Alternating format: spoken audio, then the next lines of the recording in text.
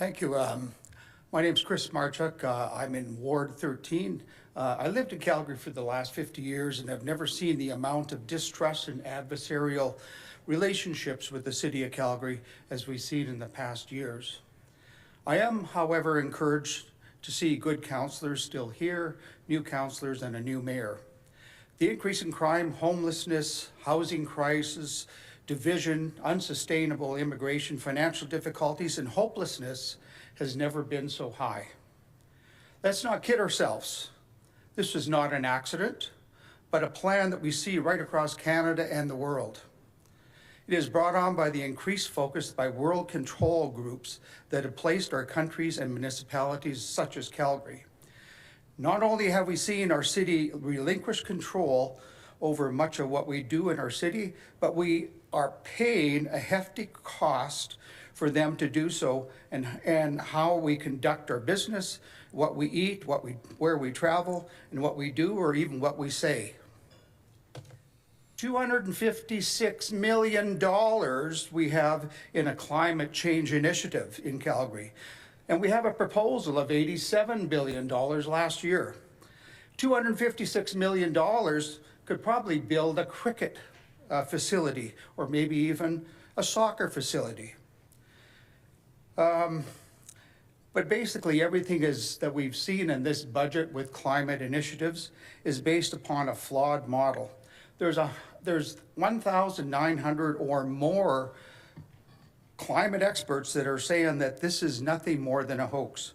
We're doing a number of things to try to create to stop an initiative that is causing a climate change, but there is nothing that's been done. There is no change in the climate, and yet we're spending a ton of money in doing it.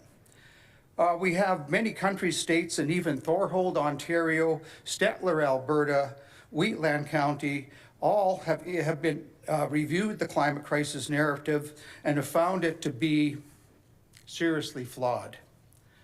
It's created to remove local decisions and give control to world control organizations.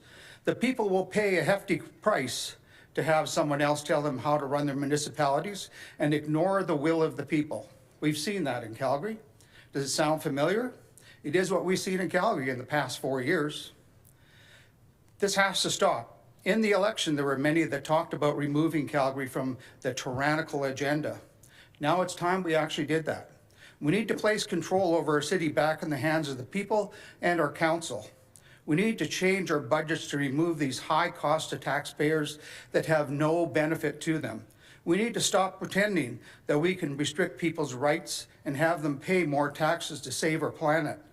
Canada, Alberta, Calgary are all carbon neutral and should not be following any plan to clean up our country, especially when our contribution to any climate crisis is small.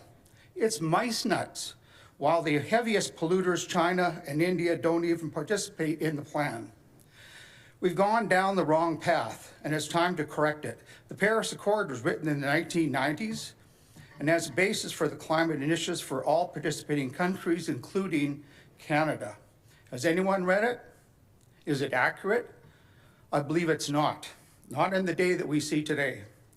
The budget's being reviewed. I would suggest that large, unbalanced budget items are costing taxpayers far more than necessary. With a 5% increase in property taxes each year, homeowners will see an increase in their tax bill in 10 years of 240%. That means if you have a $3,000 property tax right now, you will see $12,000 in 10 years. That's unsustainable for most people, including you.